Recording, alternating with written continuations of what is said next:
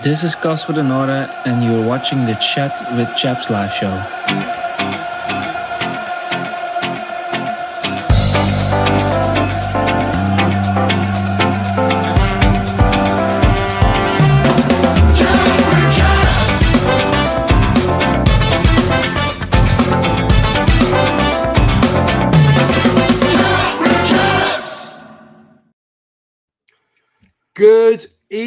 Good evening, and you may realise this isn't Tuesday. It is 8 o'clock, but it's not Tuesday because we've got a fixture tomorrow. So we decided lastminute.com to do it tonight instead. So it'd be like a pre-match for tomorrow, and of course we're going to discuss Saturday's game against West Brom as well. So thank you guys for joining us on this live.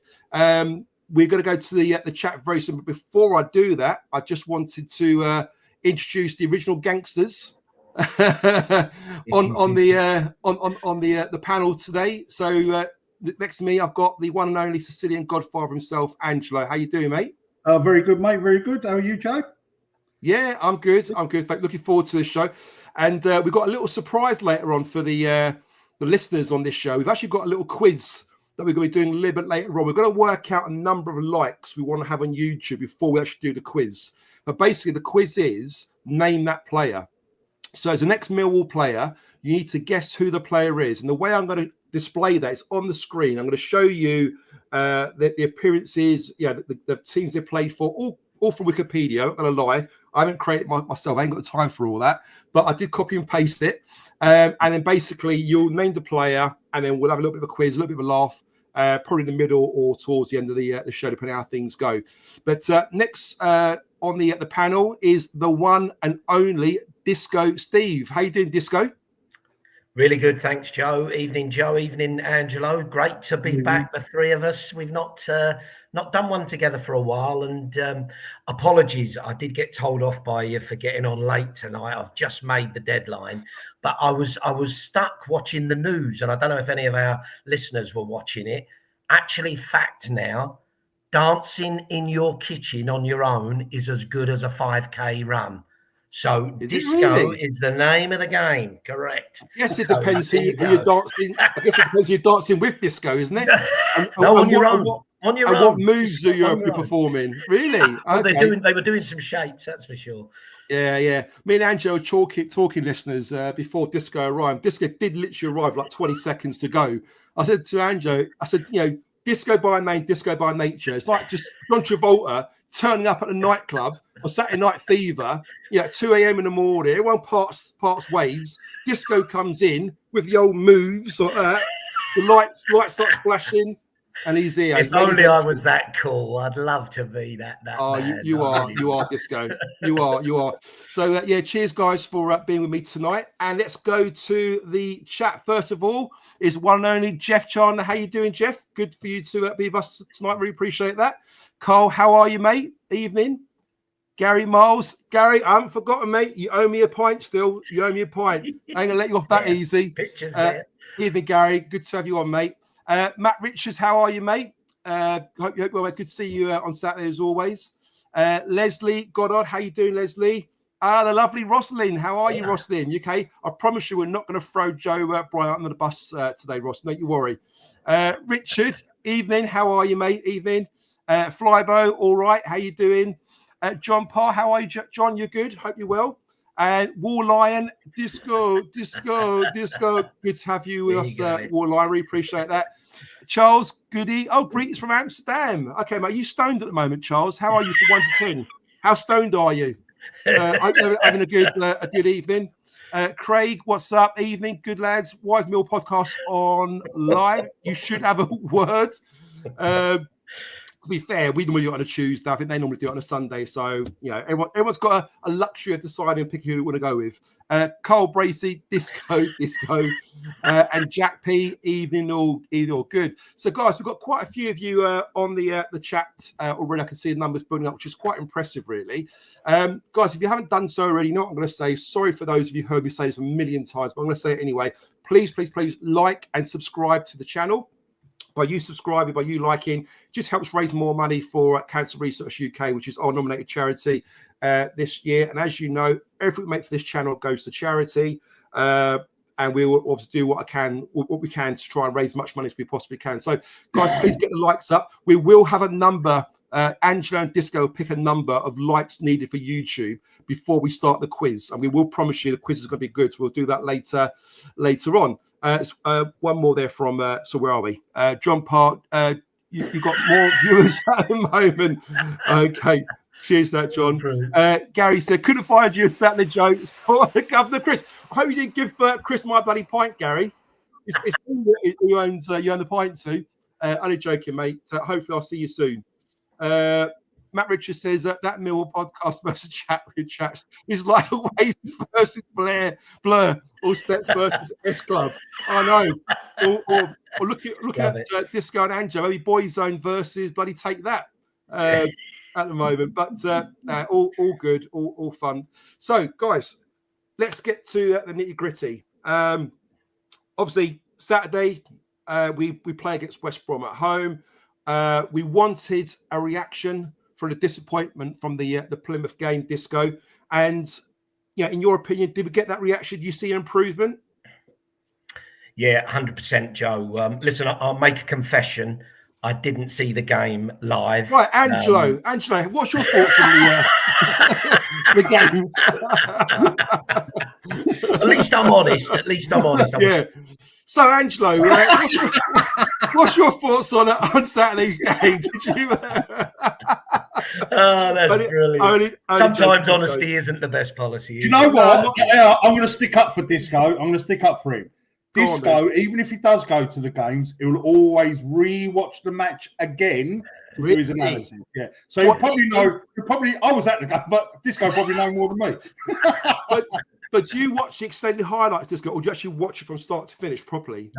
No, this one I watched the whole game. They had it on Sunday. Lie, Disco, lie. You watched the whole game, yeah? That's what he said. The whole game. No, I did say that, did he? Yeah. I thought he was lying. Yeah. Well done. Don't worry. Yeah. I looked deliberately. I wanted to for my own sort of sanity as well as this, but and they were on. That for some reason the full game was on from yesterday. It's normally today it comes on, but it was. I don't know why, but it was on. And look, my assessment would be yes. The answer to your question, we clearly got a reaction. I have to say, with the comments I saw on Twitter or to X, the comments I saw from our group, and the comments from my own friends, like we've got a group, going on as well. Whoa! Hang a minute, you've got other friends apart from us. What the actual? Yeah. Associates, Joe. Associate. Okay, there you go. Right, I'll let you on. Dancing partners. They're dancing partners. Dancing partners. Yeah, exactly. Absolutely. And I got the impression that we hadn't really played that well, and certain players hadn't played that well, and we just had a really good spell at the end of the game. Listen, I watched the whole game. I thought the first half we were very, very good, other than that 5-10 minute spell when they scored, and worryingly we did seem to go to pieces a little bit. But we regrouped, and second half, I thought we played some lovely stuff at times, and at the end, how we didn't get a bloody winner. And there were so many chances that were talked about, but there was a couple that I hadn't heard about. And the one was, I don't know whether you know, I think it was Cooper sort of lobbed it over. He was one side of the 6-yard box and he sort of lobbed it over to the other side. I don't know who was there, but it was just a free goal. And I think it just was too high for them to get on. And you thought, another day that goes in all day long. And then although there was the saves and all that, the one that I could hardly go to sleep last night, rethinking in my mind, was the Kramer one at the end when it hits his knees. When it, 9 times out of 10, that would have just dropped in front of him, and he just slots it home, doesn't he? And it's 2-1. It's an interesting one, isn't it? Finish that would have been. Interesting one. With you mentioned that Disco at Kramer. I mean, we will touch on the players during the course of this show, but he's someone we're going to talk about a little bit later. But appreciate it, Disco. Thank you very much. Angelo, what's your thoughts? Do you feel we kind of got the bounce back? Do we get the reaction that the fans and I think even the players were hoping for? Because obviously they weren't too happy with the result themselves, were they? So what's your thoughts on that? Yeah, again, I thought the first half hour was all us. Then obviously we had that dodgy 5-10 minute period, whatever it was. The one that drove me insane, right, wasn't so much the bloody equaliser. It was that one where they took the short corner and there was no one there. And then the geezer runs in, and then luckily Billy Mitchell heads it onto the bar. You know, that was ridiculous, mate. How that guy managed to run Dean Garner's run all the way in. So I think, most of the first half we were great. In the second half, mate, I'd say probably from about 20 minutes on, we really started to turn it on. And I've got to say, mate, I thought when Saville and Honeyman come on, we really went for it. Do you know what I mean? And I love that Honeyman was playing in the midfield, mate. Yeah, me too. No issue with Honeyman playing in the midfield. I just don't like him in the 10 or on the wing. Yeah. And Saville was great when he come on. And coming back to that last chance that Disco was just talking about, if that ball, instead of hitting him in the knee, hits him in the bollock, right? The ball would have just dropped, and then even if it hits him just above the knee, it will drop, and he's got a shot on goal. But I was going to say, if it hits him in the bollock, it will drop, but then he'll fucking drop as well, won't he? If it hits him in the bollock, we got a chance that he gets a shot on goal, mate. But would he? I don't know. You've been hitting the bollock playing football. I tell you what, you can't go for any shooting after that, mate. You're just down there. You're like man down. So I seen a second Warm 2 movie or something, you know. But I get your point though. I don't. But do you know what I want to say? Do you know what I want to say, Joe? Though, right? I said there was a lot of people disappointed, but you know, I think I said it in our group chat. If you look at West Brom's team on paper, every one of their players walks into our team. You look at their subs. I think a lot of them do, mate. I was thinking to myself about that because, I mean, Jed Wallace, for example, you know, I'm not saying he was offered to us, far from it, but there's, a possibility we could have him on loan or whatever.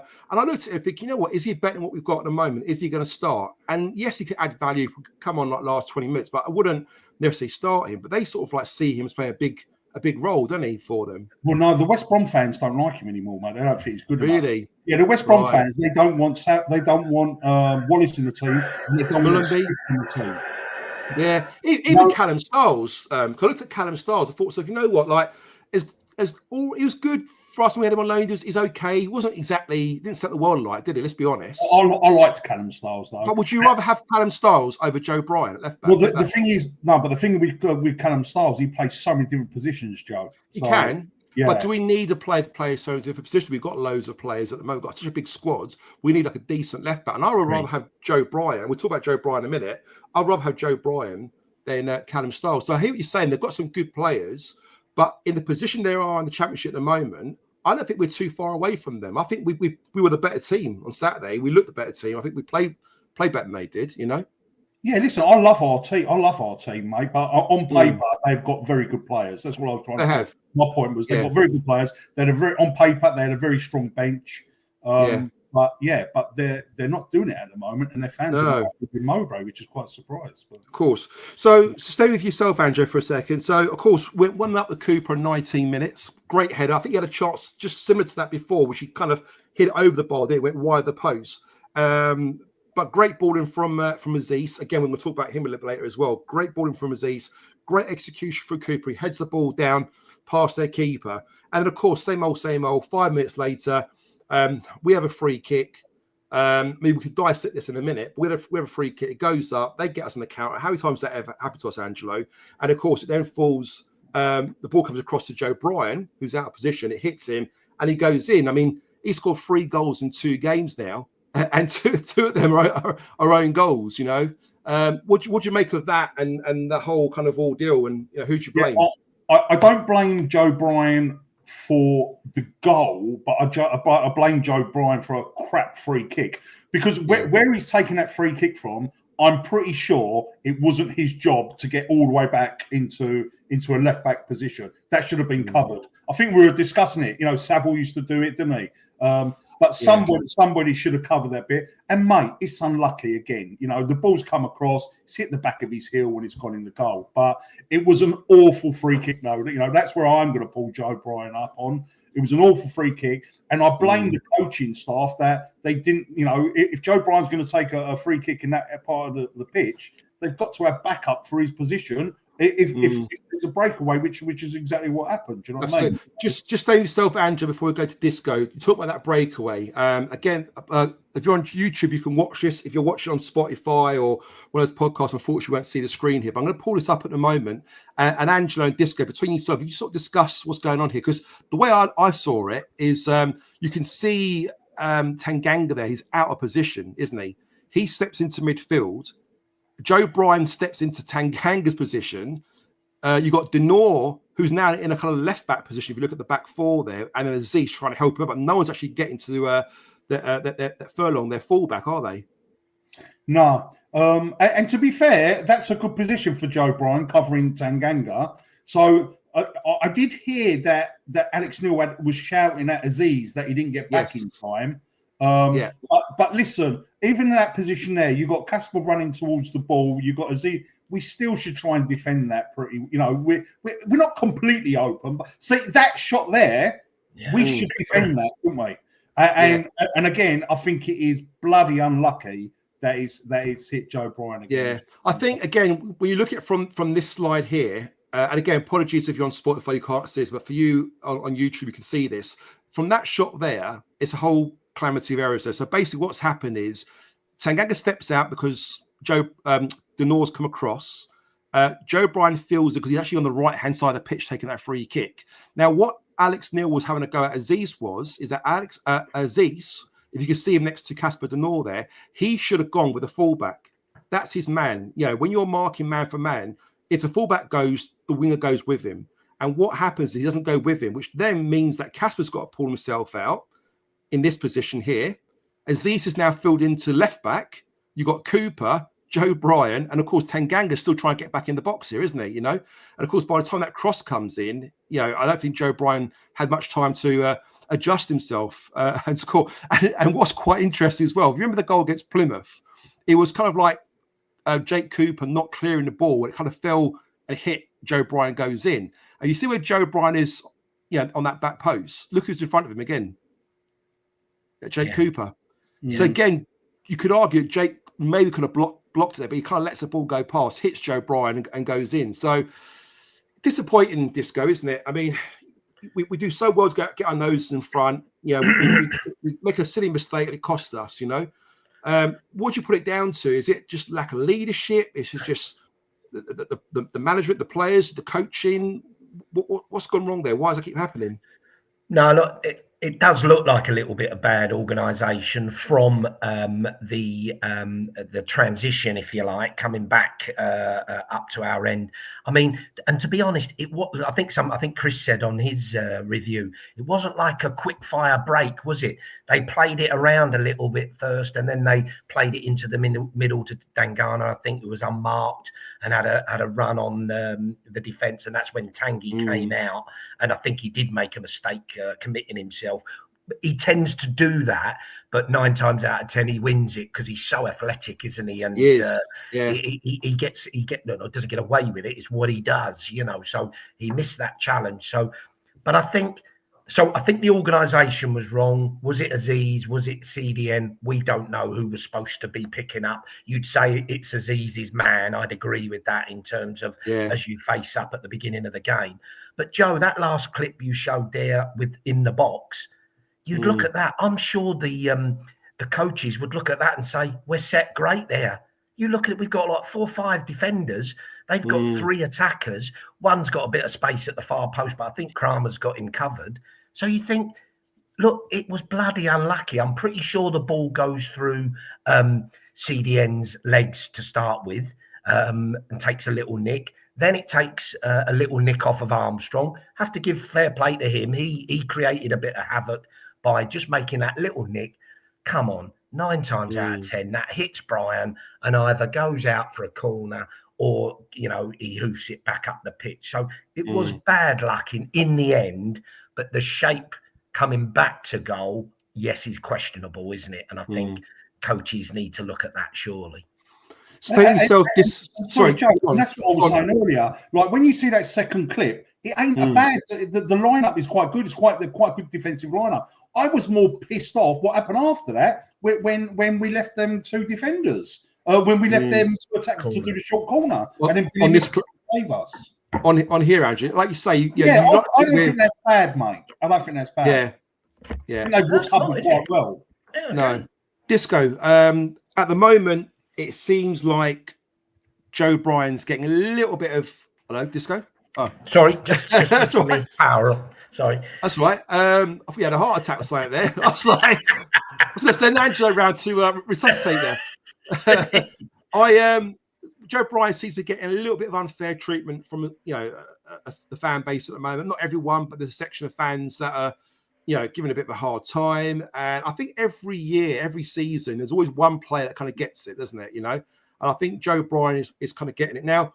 I'm not saying he deserved it, but I think last season, early this season even, there were times when his lack of focus and the mistakes he was making that's costing us goals. But just reading what Ollie said here, credit to Bryan, has played well for the last 5 games, but just makes too many mistakes. I do think it has to be a position we have to improve on summer and move forward. I mean, do you agree with that? I mean, I felt prior to this game and the last game, again, these are mistakes that he's made. I think he's been looking really bright, and I would say probably one of our better players in the last sort of 5-6 games. Yeah, look, totally agree with that. He has really changed his game, hasn't he, over the last 4 or 5 games. And he's been a very decent performer on a regular basis. He's still got a mistake in him, like Ollie's saying.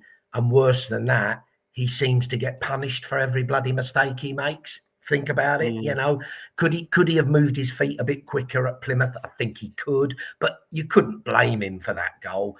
Like I say, I can't blame him for that. Angelo's spot on. The only thing you cannot blame him is that bloody free kick was appalling. But outside of that, he was making some good delivery from free kicks and corners. And he was attacking well down that left wing, which we'd been promised he would do since he joined us. So I do think, look, he's suffering from having a poor, as you said, poor last year and a bad start to this year. But people, I think most fans are looking and saying, actually, he's turning it around now. He's just getting punished for silly mistakes, which he's still got in him. Sorry, just finishing. You said about Styles, you'd have him over. You wouldn't have him over Bryan. It's an interesting debate that. I'm probably in the same camp. I'm not saying I'd think Joe's better. I don't think Styles is much better either. I don't think Styles has turned out to be the player I think he could have been when he first joined us, and he's okay right now. Yeah. Andrew, just to kind of wrap it up with the Joe Bryan debate at the moment, I mean, what's your thoughts on him? Like I said, personally, I felt that he's been playing quite well last 5-6 games. Quite interested seeing the chat there because, some are kind of for Joe Bryan, GC London saying, I don't think it's unfair. Bryan gets caught out of position far too much. He's defender first and foremost. Joe Bryan has had a couple of half-decent games. I mean, what do you make of that, Angelo? I mean, I personally think defensively, I think he's been a lot better the last 5-6 games. Yeah, bar those 2 mistakes. If we take away the 2 own goals, which are unbloody lucky, mate. I'm telling you, they're unlucky, Since Alex Neil has joined the club, I think Joe Bryan has been brilliant, mate. Yeah. Like a lot of people are saying he's got a mistake in him and all that. He has got a mistake in him, but to be fair to him, since Alex Neil's been here, he has made no mistakes that I can recall that have resulted in goals or penalties or anything like that. He's had 2 unlucky own goals. And I don't know if you saw it, Joe, and I don't know if you saw it, Disco, on the highlights. He done some skill on the byline on Saturday that if it would have been SA, we would have all been like screaming. Do you remember it? Yes. He does a little drag back, doesn't he? He goes back and goes left. It was unbelievable, mate. For a hot dog, doesn't he? Yeah. It's some kind of back flick, sort of like, I don't know what it was, but it was unbelievable and it was so skillful and he just got him away. And also, he's been attacking a lot more as well. So I think Joe Bryan has probably been, since Alex Neil took over, one of our best players, mate. Yeah. So I forgive him for the 2 own goals and free kick, but I'm really happy with the Joe Bryan under Alex Neil. And to your point there, John Parr just mentioned there, JB had Jed in his pocket. And I think he did. I don't recall Jed getting the better of Joe Bryan at all. I think he was very quick to get closer to win those tackles, win the 50-50s. Jed very rarely got past him, did he? Or hurt us at all. So, Joe, I must say as well, and you will have seen it, watch the replay, 87 minutes. The block he makes from Malumbi is unreal. It's a definite goal. And I think and people forget that, you know. Yeah, I might have a screenshot of that. I'm going to try and pull that up in a minute just to show you what you mean by that. Yeah, Chris, block. Just want to say, Chris, thanks for joining us, mate, and appreciate having you with us there. Charles, our fans are so bipolar, never happy, quick to blame and quick to expect playoffs, and then we lose it going down. Very annoying. Welcome to being a Millwall fan, especially when you're in Amsterdam, Charles. Yes, mate. Joe, can I just close off on Joe Bryan, mate? Yeah, and then we can move on, right? And the other thing I'd like to say, well done, Disco, mate. I completely forgot about that. That is an unbelievable tackle. And then the other thing I was going to say, Joe, he looks bloody fit at the moment as well, mate. He looks mega fit, you know. So he looks on it. We talk about lack of focus, but I think it has been focus. You know, all like I said, bar a couple of mistakes, which you could argue. I don't think they were mistakes. I don't know, but and I think that's a fair point. Just go through these chats very, very quickly. I think we're here. So Ollie, he's just too small to height. In height, most of the mistakes have gone over his head. Yeah, I mean that's the thing. There's a couple of errors in him where he doesn't quite reach those ones. There is that block there. I'm just trying to find if I can see. I can find it. I can't find it. No. Yeah, because Tanganga got a push in the back and was completely out of position, and Joe Bryan saved him. That was a definite Dikey, Dick, Dikey, whatever. No, exactly. Guys, moving on from Joe Bryan, and we'll stick with you, Angelo, for a second. I just want to talk about Jake Cooper's influence in the team as a player, as a captain, as a leader. We know he's not the most loud or vocal sort of players, but Alex Neil came out and mentioned as well, you know, what a player he's become. The confidence is building up, and he's actually realised he's actually a better player than what he thinks he is. And he's been hitting these lovely through balls through the lines. He's done it a couple of times into Kundal from the back, and he hits his diagonal balls, and they're perfect sort of passes. And he's so effective in the air, as we know, not just defensively, but also offensively, with the crosses and set pieces. What do you make of Jake Cooper's performances under Alex Neil? Mate, I am such a big Cooper fan, mate. I love him.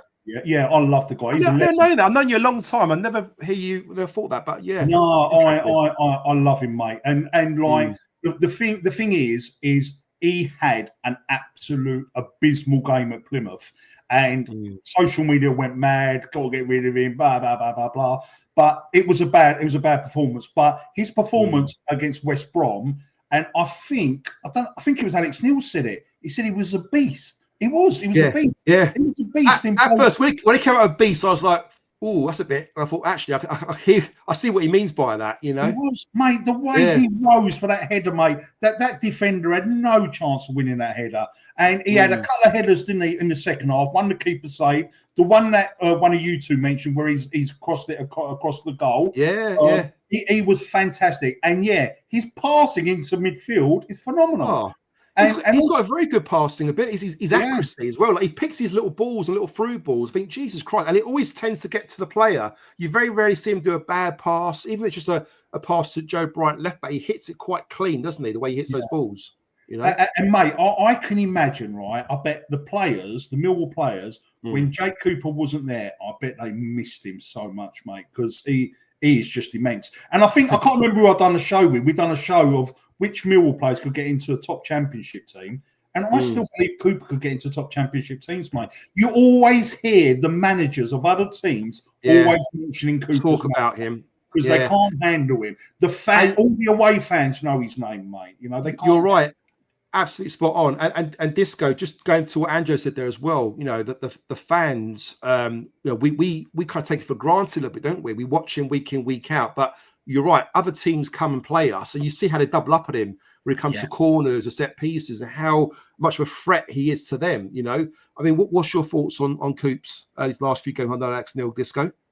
Look, again, I'm a fan like most people. You know, I think he is a bit like Joe Bryan, isn't he? He does split opinion at times, and people do really home in on his mistakes rather than, well, hang on, when he plays a blinder and all the good things he does.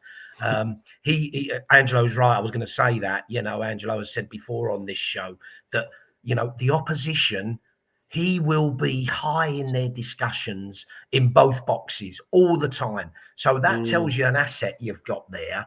And I think, look, he's a great player for us, has been a real good servant. Look, very rarely injured. When he does get injured, he gets back really quickly, as he's done again this year. Yeah. The one thing that frustrates me with him is he has got that, especially if it's a bit of a pacey pacey forward. If they get round him, he turns like a bloody tanker, doesn't he? And then he's holding on to it. He's so obvious with his fouls, isn't he? You know, just to agree what you say there, Disco. Look at GC's point there. I'm a Cooper fan. Sometimes he's immense for us, but when he has a bad game, God, he is bad.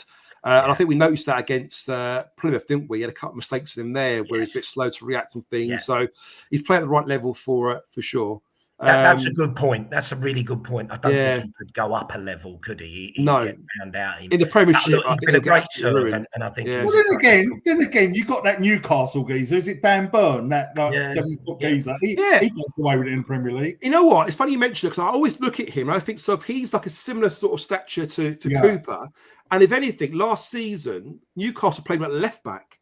And we know how quick you've got to be at left back to get back and turn all that. But maybe he's just a bit more agile, a bit more quicker than Cooper, really, because he seems to kind of get away with it, doesn't he? You know. So just ending up with these chats here. So it's true. We miss Cooper when he's out, and John Parr, Cooper's a great player, but does have the odd mistake in him. Yeah, very very true. John, I don't know whether you guys agree with this point here. Once we get the 50 points, we need to start playing Crammer in Cooper's position, ready for next season. Do you think we have time? I mean, it looks like Tanganga going to be here next season. It looks like Crammer's going to be a replacement for him, but would it be unfair to kind of like kick Cooper out the team? You know, if anything, you probably want to, I guess, unless you've got something to play for, maybe you just play him when you need him, really, don't you? I suppose. Yeah, you go with your best. I've got a feeling we will have still something to play for. So, we'd like, it's so close, isn't it, from the top to the bottom? It's like, But I agree with you, Joe. I think Kramer's in to replace Tanganga because I saw something today somewhere that Wolves will be making an offer in the summer. And that doesn't surprise me at all. Although without going off at a tangent, has Tanguy been as good as he recently? I think he's been a little bit. Been a little bit off the ball, Not terrible, far from it, you know. No. I know what you mean. Yeah. Well, we talk about Joe Bryan's block right at the end there, and that was from a Tanganga mistake, isn't he? So he's had a couple of little dodgy kind of spells, but on the whole, I don't think you could fault Tanganga. He's been absolutely immense for us, hasn't he? He's been an absolute Rolls Royce. As we stick with the subject of player spotlights and talking points at the moment, another player I want to talk about, Disco, is Azeez and how important he has been to us his last sort of few games since he's come back from injury. You know, assists, goals. He made a great assist for Jake Cooper on Saturday. Didn't score and he scored 2 goals against Leeds away in the FA Cup. In your opinion, should he start every game? I think he's got into a position now, Joe, where he's one of the first names on the sheet. You know, he's proved that. And what a turnaround. Let's be honest, I don't think there were many who, when he first started, didn't think, not sure about this guy. He looks a bit off it, you know, and a little bit, you know, weak on the ball and not very quick and not very good delivery, not, you know, et cetera. Wow, what a turnaround. He is, and he is getting better and better and better. And that ball Saturday was off the chart, wasn't it? It was one of them you love to see when they flick it with their foot and it's just put on a postage stamp for Coops, you know, brilliant goal. And listen, I know a lot of people, again, because I had the benefit of watching it after the game, a lot of people saying he was very quiet in the second half. Actually, when you watch it, he wasn't. He was our own really main threat most of the game. That's what Matt just said just I there, believe. Yeah, and he is. And the reason he kept him on was because he had a moment in him, and he did. He put a couple of. I think he put that final ball in for Kramer, didn't he? It might not have been. It may have been him. From that left he was side, certainly putting some lovely crosses. You know, he's a really good player now. Really good player. Very impressed. Yeah. Angelo, what's your thoughts on Azeez's importance to our team at the moment? You talk about players being in form and not in form. He clearly is someone who is in form and probably needs to play. Don't you agree? Yeah, and I think the medical team have done an excellent job on him, mate, because since he's come back, he's looked so strong and so fit and so powerful. Sometimes we rush them back, don't we? But since he's come back, first name on the team sheet, mate. Yeah, I was so impressed. I don't know if we're going to talk about him a bit later. I was so impressed with Connolly, and it seems like Connolly's gone off the boil a little bit, and all of a sudden Azeez has come to the forefront, So going by performances, and even when he come on as sub at Plymouth, don't like to talk about Plymouth, but he created the goal. He started. He made things happen, exactly. And I think that's why it's important. You got to play the players that are in form, ain't you? And also, he nearly scored on Saturday as well. Just missed the post, didn't he, with that shot in the first half? Yeah. And Dan just here. Azeez is a classic case of the fan base writing a player off after just 3 appearances. And mate, I wrote him off as well. Against Leighton Orient, I thought, what the fuck have we brought here? Yeah. I think in fairness, I know we're a harsh fan base, but often a new player will come and they might not quite be on it, but you can see something, can't you? And you think, no, look, they've got something. He didn't show much at all. And to be fair to Disco, he was. Disco, to be fair to him, I don't know about whether you guys agree or not, but I think he was in the shadow of Roman Esse at the time. Esse was playing amazing, and fans on the edge of their seats watching him, and he was playing highly of confidence. Everyone's going through Esse, and of course, Azeez comes in. It's almost like he's understudy, wasn't it, a little bit? So I guess it's going to be very hard to shine when you're in that kind of environment. Angelo, just stay with yourself for a second, then over to Disco after. Negli's performance. Obviously, since signing, we paid a big fee for him. As reportedly £4.5 million, if you believe what the rumours are, that's true. Have we seen enough in him to believe that he'll be a star for us one day? Right, I've got a problem with this Negli, right? I keep hearing people say he is really fast. I haven't seen that he's really fast, or am I blind? I don't think he's fast. Do you two think he's fast? He's not particularly quick. I wouldn't say he's slow, but he's not exactly lightning quick, is he? No. Yeah, but I'm hearing people saying, "Oh, he's like really fast," and blah blah blah blah. Right? My big thing about Negli is, without a shadow of a doubt, from what I saw when he come on a sub on West Brom, there is something great about this guy. Yeah, but we really have to be patient with him. He is not strong enough, in my opinion, at the moment for the Championship. Yeah, and he needs to work on his strength. Yeah. But I'm telling you now, give that geezer 5-6 weeks, he is going to be very, very good. And I would be so happy, and I said it to you guys already, I'll be so happy for the next 4 or 5 weeks, bring him on at 60 minutes. Keep him on the bench, bring him on at 60 minutes, give him his 35 minutes, to get used to it. And next season, that geezer is going to be a star, mate. The short period of time he was on against West Brom, he had four chances, didn't he? 2 with his head. He had the shot, which obviously the kick tipped over the bar, and then he had the shot that got spilled to Kundal, and just Kundal couldn't get around it. But no, he's going to be phenomenal. But we need to be patient with him, and he needs to work in the gym, mate. That's my opinion. Absolutely. Disco, do you agree with what Angelo said there? I mean, I don't know about you. I like the fact when he comes, so you can see what he's trying to do. He's got a hell of a shot on him. When he pulls that trigger, he can really let it go. And you see on Saturday, he was trying to get the ball worked to his left foot to get those shots off. But he did get a couple of shots off, didn't he? And someone mentioned, I think it was that was it. It was when Chris did the interview with the Sparta Rotterdam podcast, and they said about him that he's got a hell of a shot on him. He doesn't score tap-ins. He likes shooting from distance. He loves hitting shot from anywhere. He's got a shot on him, and we've seen that in him. So would you agree with what Angelo's saying? What's your thoughts on him? I'm the same. I think I don't want to, put anybody down here, and I don't want this to come across the wrong way. I'm more excited about him than the BFS right now. And look, I'm very excited about the Serb without a doubt. But I think Negli, somebody put up there's something special about him, and you can see it. 100%. He's got quality. That's Chris Brown.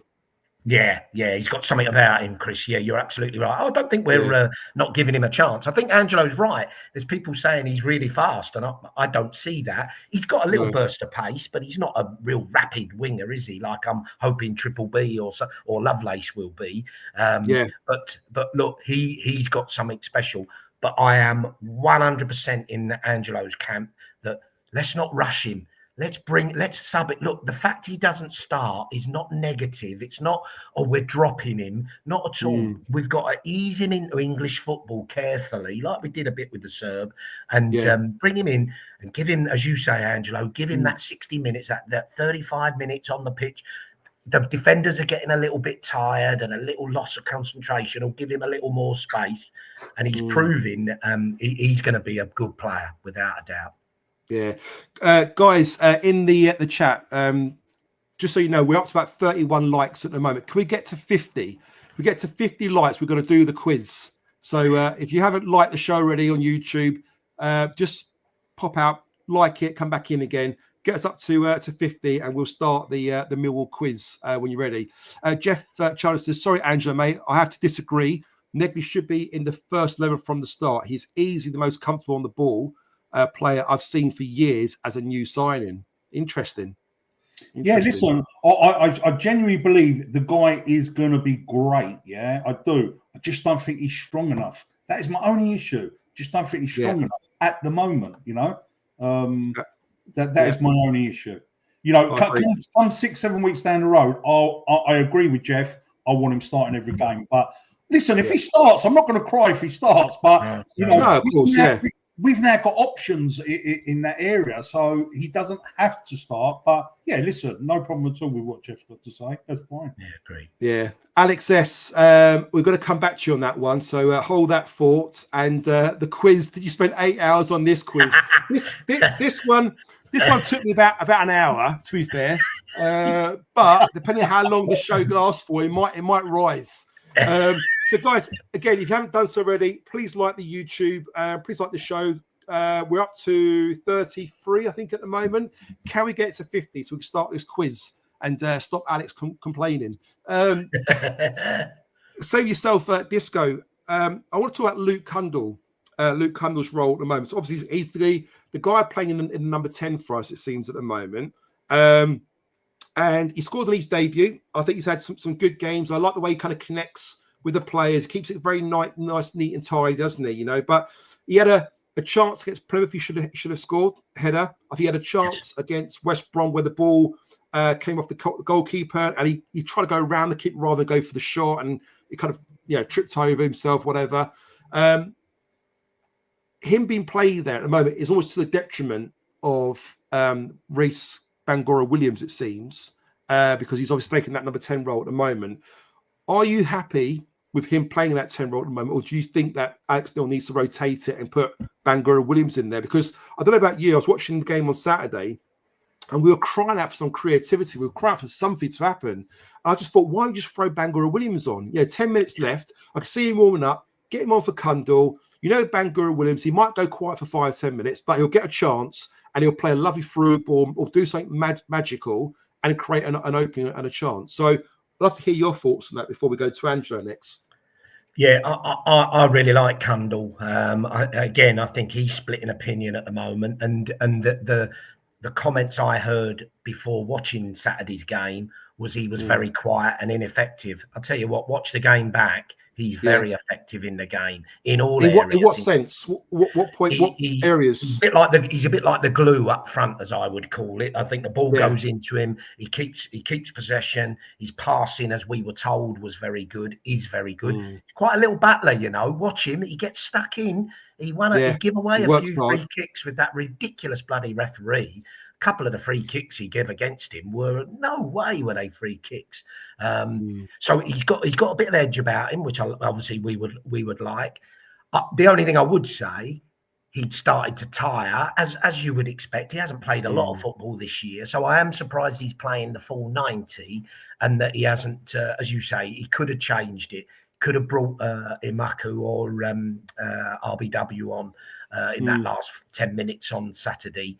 No, I have to say, Joe, for me, Cundall's the 10, and I like him there, and I'm happy to put another player in there, either sub or if Cundall needs a rest or not. But Cundall his first choice for me. Yeah. But I am worried. RBW has been very unlucky with this since the January window. I'd actually put him in for Connolly. Much as I like Connolly, I don't like him wide. I don't think he's a wide. I know he's played there and done all right. Well, Matt Richards Matt Richard says here, do you think Connolly could play the 10? I think he had a little period of playing the 10 about 3 games ago, weren't it? Which I think done okay. I think was that against Luton? I can't remember who it was now. Luton in there, didn't it? No, was it Luton away? It might have been Luton away. I think it was, yeah. But he done quite well there. Angelo, what's your thoughts on Luke Cundall's role at the moment in at number 10? Is he doing enough for you, in your opinion? I thought Cundall against QPR was fantastic, yeah. Leeds, he went a little bit missing. Plymouth, was he on the pitch or on the bench? I didn't see him at all. He was like...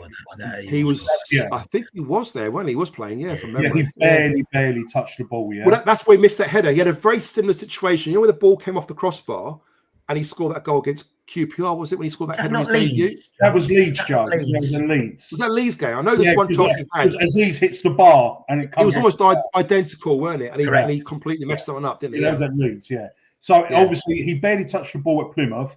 And I thought, I don't know if you guys agree, but against West Bromwich Albion, he was like tugging. He was always next to Azeez. He wasn't in that 10 role. Do you know what I mean? He was more over by Azeez, which I found strange. Do you know what I mean? But listen, there's definitely a player there. Just needs to stay a bit more involved. And are we talking about RBW now? Well, we could move on to it. I mean, the point I was going to make to you, Angelo, was that with the RBW situation, we talk about players being in form and they should be playing when they're on form. He's been left out by Alex Neil recently, despite 4 goal involvements in only a few games. He's got 3 assists. He's got a goal. He looks bright when he's playing. We keep saying he's going to get better and better with more game time. He's been played out of position. He's been played out on the right. He's been played out on the left. He's a central midfielder or a central attacking midfielder.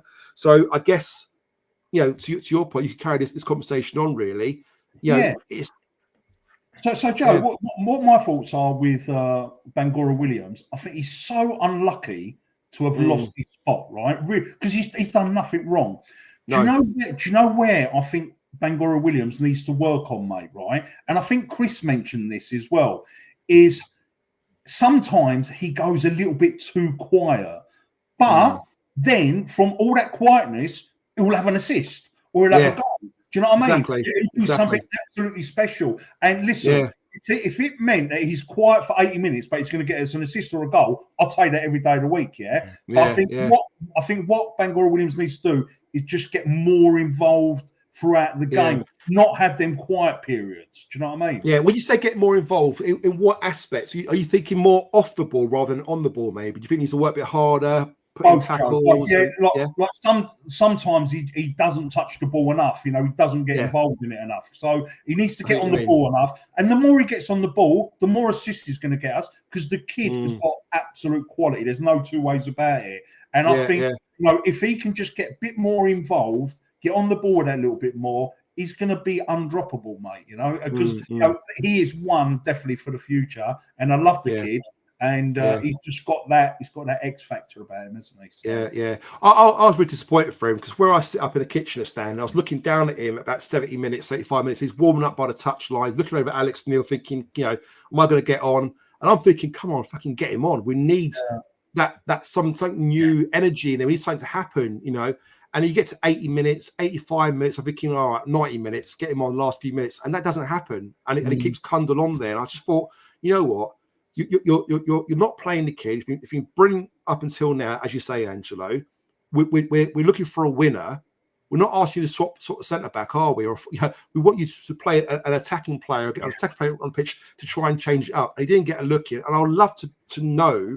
I'd love to get inside Alex Neil's head. And I'm not going to knock at Alex Neil because I think he's been fantastic for us. I've been really happy with his management style, the way he talks and the way he goes about himself. But in that period, the 10 minutes left, I thought, come on, you've got to throw him on.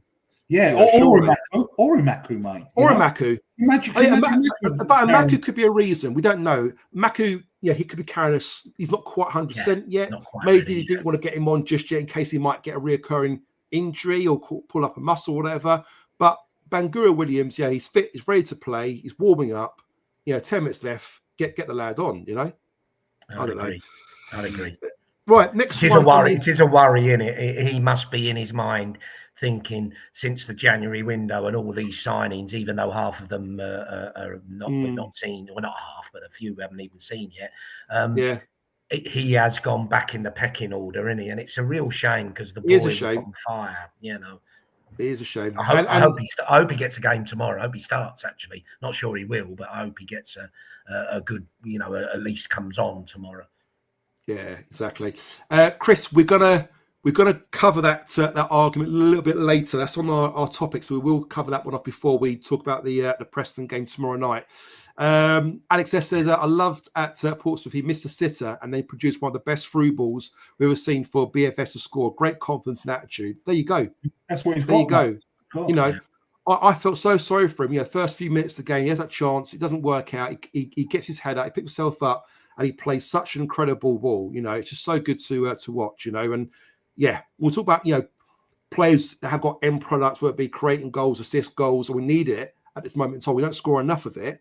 To have a player on the bench, a young talent like Race Bangura Williams, like I said, he's got 3 assists and a goal. To not even put him on for the last 10 minutes, for me, it's criminal. Joe, can I just say as well? You guys know my system, yeah. 60 minutes, bring some subs on, right? Yeah. Right? And like our bench is going to get really, really strong.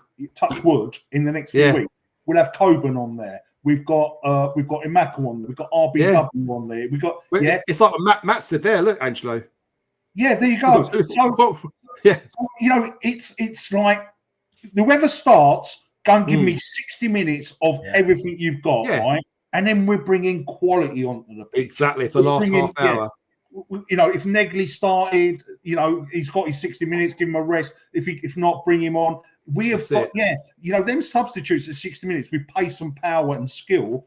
I think we're going to be phenomenal. We should start scoring a lot of goals towards the end of the game, mate. Absolutely, especially when you think back not too long ago when Neil Harris in charge. You looked at our bench and it was just full of youngsters, inexperienced, not good enough, and you're playing 80, 90 minutes with your team because you're too scared to make change because you ain't got enough quality to bring on. But to your point, Angela, we've got enough quality now on the bench. Get them on early, And also, Joe, I'm going to go back to Saville and Honeyman, right? A lot of fans, I thought these two experienced pros might have been pissed off. Mate, they didn't look pissed off to me when they come on. They were hungry. Look at Chris's comment there. So with Condor, RBW, Azeez, Conley and Negli, goodbye Honeyman and Saville next season. Do you agree to that? I would keep Saville. Yeah. Yeah. If Honeyman is going to play in the midfield, I'd keep him as a squad player as well. If Honeyman's going to play in the 10 or in the wing, then I'll get rid of him. Yeah. If they're happy to do that, I think we'll keep him for another year. I don't think George Honeyman will be. Yeah, what I'd like to say to Chris Brown is the thing about Saville, it's not just about him on the pitch, it's off the pitch, mate. Yeah. This geezer is vital in the changing room. He's a leader. Yeah. Mate, I was saying to my pal, if ever you notice when Saville's on the pitch and there's a goal scored, right, you always notice that the player that scores gives Saville that extra cuddle. That they look up to him so much, mate. Yeah. Honestly, he is our unofficial captain without a shadow of a doubt, mate. I agree. So that's why I would keep Saville. I agree. Angelo, just want to go to you next and then Disco after. I want to talk about Ivanovic. Now, the BFS has been excellent. He's been our only fit and available forward because we led to believe that Langstaff's injured at the moment. Obviously, Coburn's been injured out for quite some time as well. We haven't really got a fit out-and-out striker, and I think he's done that job so well. I felt on Saturday there was lots of running, lots of hunger, lots of desire from the big fat fucking Serbian, and he tried big fucking Serbian. And I just feel that unfortunately things weren't coming off through. He wasn't used the way he was used, say 3 or 4 weeks ago when the ball's been played into his feet and a lot of intricate passes. I felt Saturday we kind of went backwards a little bit. I think balls are getting played over the top into the channels. He wasn't quite making the right runs, stuff like that. Do you feel that he's just tiring at the moment, or do you feel we're not kind of using him properly at the moment? What's your thoughts on him, Angelo? So I lay no blame on the Serb whatsoever, because you think about it, Joe. Right? He got given 3 chances at Portsmouth, put one of them away. He got 3 chances at Luton, put one of them away. Since Luton, he hasn't had a chance, mate. He has not had one chance on goal that I can recall. Can't recall him having a chance at Plymouth. Can't recall him having a chance at Leeds. And I don't recall him having a chance. So if you're not giving the striker chances, he's not going to score. I would definitely say he looks mega fit. He was sprinting at 93 minutes on Saturday, mate. Yeah, sprinting. Yeah, he's got a lovely touch. His heading is getting slightly better with the flick-ons. He's not like the first few games, mate. Central defenders were having a cigarette and a cup of tea against him. Do you know what I mean? Now I can see him now slowly becoming a little bit tougher. But to be fair to the Serb, mate, you've got to give him some service, mate. He's had no service, mate.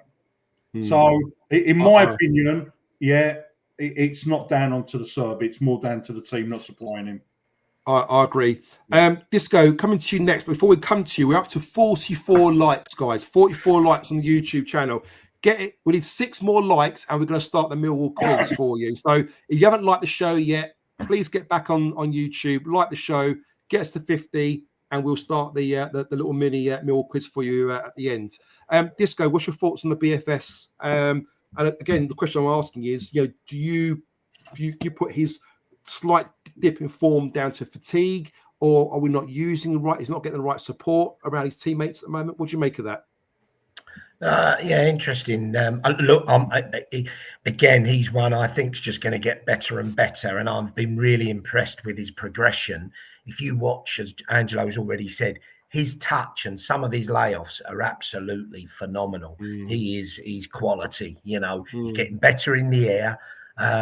The only thing that frustrates me with him is, and as considering his idol is Mitrovic, he doesn't.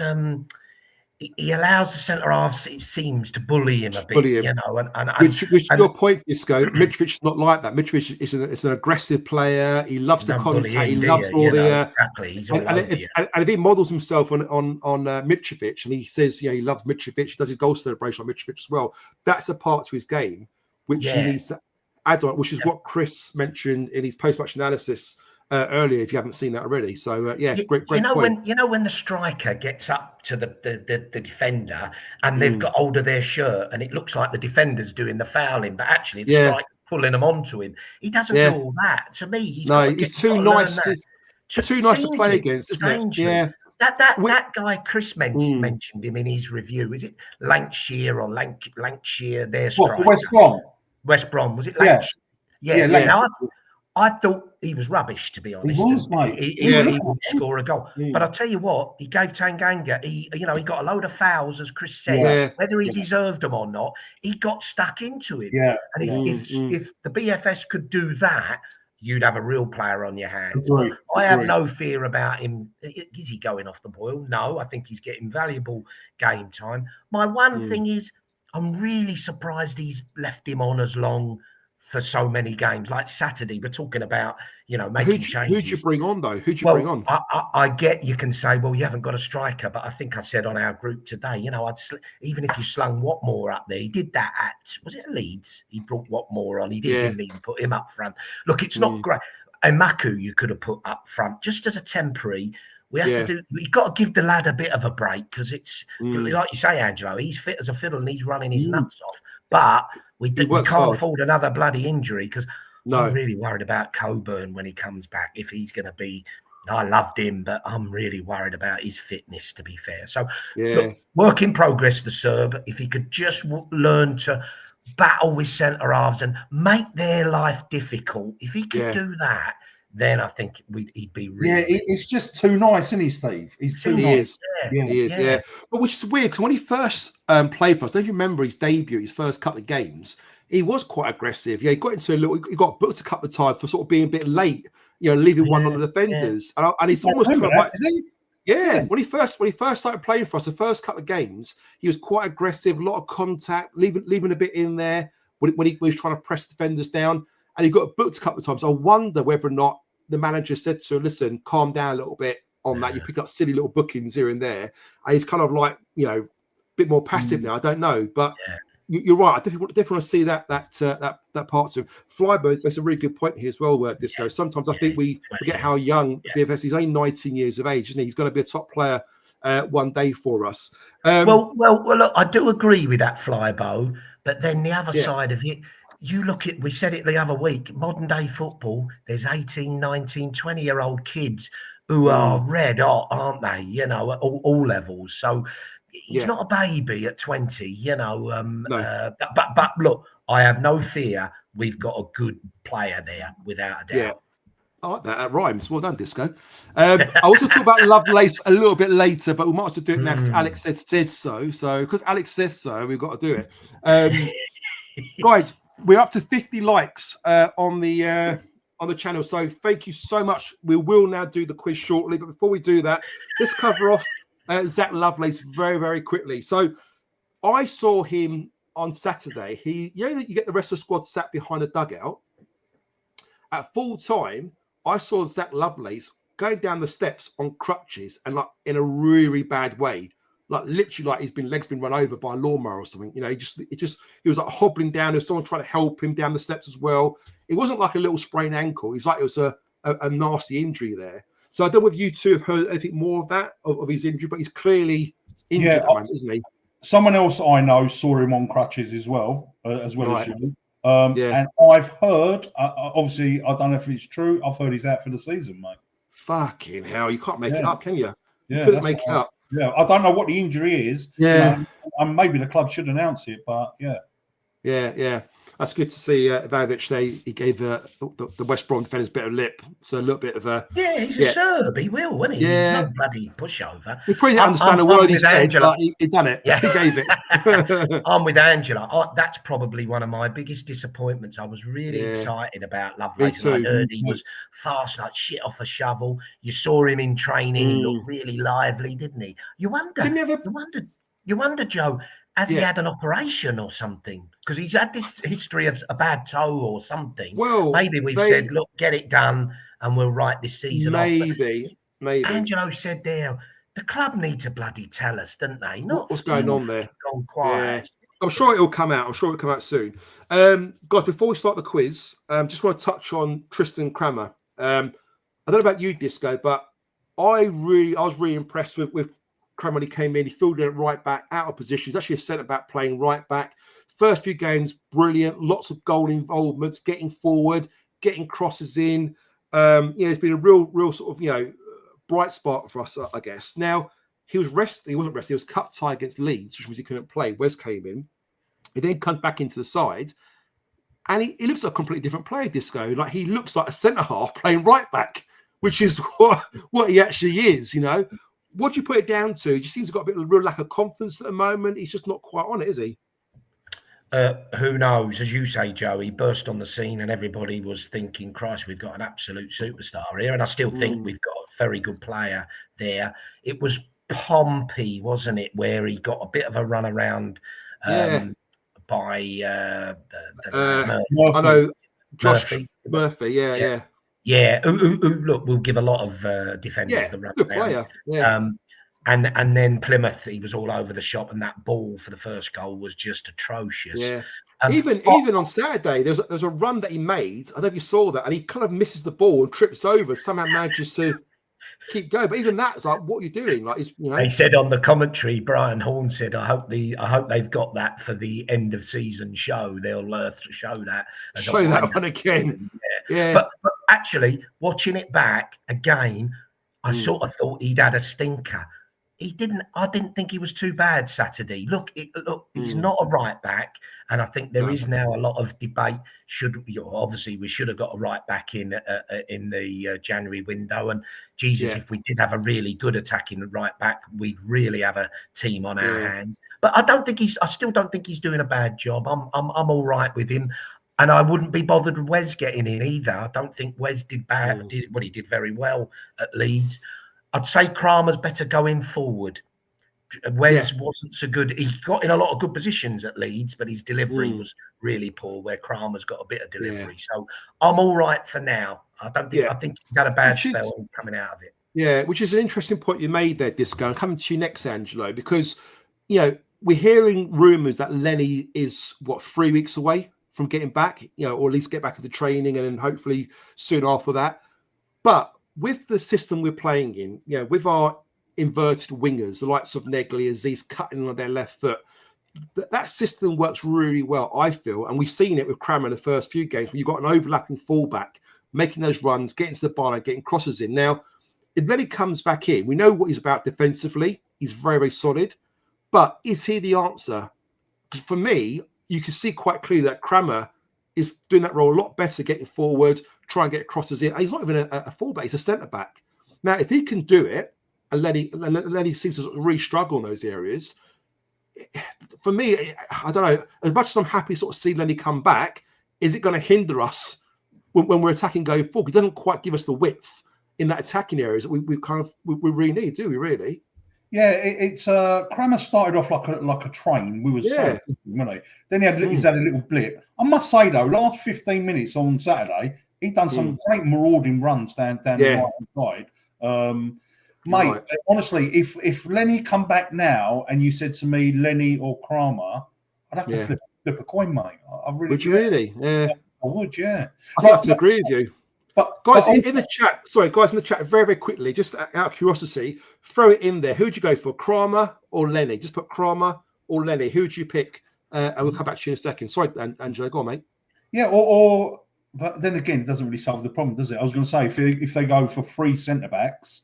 And Lenny's not really a marauding wing back, is he? Well, this is what I'm saying. You know, it's just very tough. I just feel, I think one of the guys mentioned in the chat there earlier, we kind of really messed up in the window by not signing a right back, because we almost kind of like played this window as if like, well, Leonard's our answer. You know, we don't need to kind of worry about that. But really and truly, he's not the answer. I think he's done okay for us, but I think we need to improve on Lenny. We need to improve in that area. I mean, I'm not saying that Joe Bryan is the level we need to be looking at, because I think we need to improve on that area as well. But I think the system with that 4-2-3-1 formation with the inverted wingers, you do need your fullbacks to get forward and really make things happen. You know, you've seen Furlong Saturday for West Brom, the way he got forward and the balls he gets into the box. You know, you need that kind of athleticism, that speed, that agility, that stamina to go and get up and down, don't you? You know? Yeah. Yeah, it's going to be interesting, mate. But one thing it will do is it's going to hopefully improve performances because of the fighting for a spot, isn't it? You know, good exactly. Good headache. Absolutely. So, sticking yourself, Angela, any news on Josh Coburn? Any rumours? Anything you're hearing at the moment that could be interesting? I've heard that he could be on the bench tomorrow night. Could he really? Okay. If he's not on the bench tomorrow night, interesting. He will be on the bench on Saturday. Okay, so that's encouraging. Yeah. I guess Disco, I mean, as you mentioned earlier, we desperately need to get some more strikers back and Coburn back. Is he the sort of player that you want to throw straight back in again? Obviously, the Serbian needs, I'm not saying a bit of resting, but needs a little bit of help or support at the moment. But how do you think they're going to manage Coburn coming back? Is he going to be like just chucked in or... Is what? What'd you say? Give the Serbs 60 minutes, Coburn on. That's it. Look, it's simple, isn't it? Yeah, look, genuinely, Serb starts and Coburn, no way does Coburn start. You know, he comes on and he has 20, 30 minutes, you know, see what he's got and build up his strength.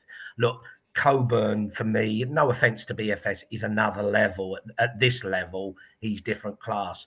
But I go back to what I said earlier. I'm really worried about his track record of injuries. I mean, bloody boring, everybody saying it, but at Sheffield Wednesday, he said he would be back in 3 weeks, and we're in bloody mid-Feb, and he's still not back, even on the bench. So, and then think about it. What's he played? 7 games for us this year. Yeah. 7 games. What a shit load. Well, it's been great because what's he got? 2 or 3 goals, you know, what have you, but really disappointing. And you just imagine an informed Coburn in this team right now. We would be up near them playoffs, wouldn't we? Without a shadow of a doubt. So absolutely. Really frustrating, to be honest. But look, let's hope he tomorrow night comes on, 20-minute cameo, scores a hat trick, and that'll be something. Chris Brown, just to your question, the official number they're throwing on the website was 3,781 tickets available. So, guys, I think it all depends on points. Check on their Mill website. They tell you how many points you need to get your Palace tickets. A lot of love shown for Lenny. Look at the comments here. Lenny. You know, this is an interesting one. I would like to have Norton Cuffy back at club. I would too. I absolutely loved him, and I just feel that he didn't have the best of times, Norton Cuffy, when he was here, because also we're playing for survival. Harris wanted these kind of very much 4-4-2, what you want to call it, very harder compact to beat. But I just think in this team at the moment, I would absolutely love Brooke Norton-Cuffy as our right back. I just think he'd be absolutely fantastic for us. Imagine him overlapping with Azeez alongside him, or you know, Negli, whoever you want to choose. You know, love the concept, boys. We mashed it. Angelo's the man. Here you go, Angelo. That's got to be one of my pals, surely. Yeah. Right, so guys, we are almost coming to the end. So we're going to do a very, very quick quiz now. Guys, the idea I had was a little bit sort of lastminute.com. So, you know, I'll be honest with you, I'm going to start going away now. It took about 45 minutes. Okay, so I'm not going to add time. I'm actually going to take time away. And the shittier this quiz is, I'm going to take more and more time away and try and justify the point. So basically, I've got this idea.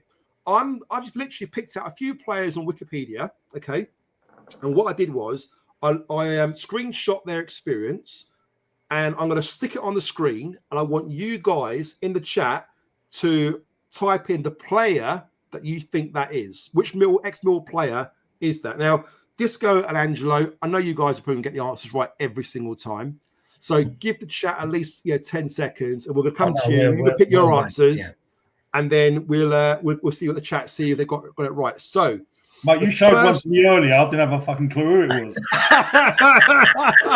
was. This sounds good. This sounds good. I've got a start. Okay, so in the chat, are you ready? The first player I want you to put in the chat. Who is this player?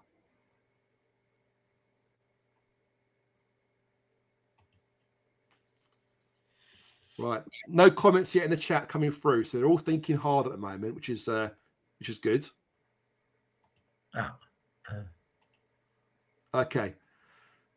Everyone in the chat, who is that player? Who's the ex-Millwall player? Who's going to get it right? Who's going to get it right? I can't believe no one in the chat's come out of this one yet. I know it's not a goalkeeper.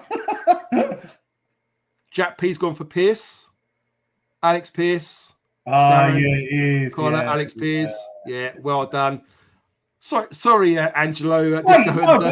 This is wrong, mate. He scored a goal for us, mate. He scored against Brighton in the cup. Okay, that's interesting. Unless it's just like league games only. Unless it's league games only, maybe. Who knows? Oh, I thought these would have the cup games in it as well. Yeah, I must admit, I didn't get right, that. Next player. This one's a little bit harder. Next one. Let's see who gets this one right. Oh, Jesus. Again, in the chat, who's going to get one right? I'm going to go for... Before you give your answer, give it 10 seconds. I think I know who it is. I know who it is. Yeah. Disco, without saying the answer, do you have an idea who he might be? No. Can I give the initials? No. Yeah, go on. AK. Oh, I think you're right there, Angelo. Am I? There you go. Right. Andy Keogh. Right. Keogh. Angelo, I don't know if you saw this one. Look. Yes. Angelo. Good plan. RPJW said only league games on Wikipedia, apparently. Oh, interesting. Yeah. See, Angelo was right. The Irish lad. Good player. Keogh. Lots of Keoghs. Keoghs. There you go. Well done. Well done. So what threw me, I thought we got him from Wolves, but it looks like we did. Was he on loan from Wolves to all those and then came to us? Yeah, that's right. Yeah. Exactly. Next player. This is a real tough one. I'll be surprised who gets this one right. 29 appearances. Well, 30 if you include the loan one. Scored 2 goals for us as well. Interesting. This player went to Charlton on loan while we still had him. Anyone in the chat got this one right?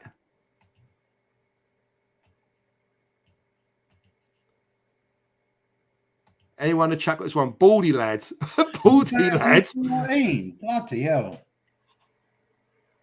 Lincoln. So played for Millwall between 2011 2013. 29 appearances, two goals. Who's got this one right? I don't think anyone will get this one, mate. 29 appearances. Disco? No, not a clue. Anyone in the chat? Anyone in the chat before I give the answer away?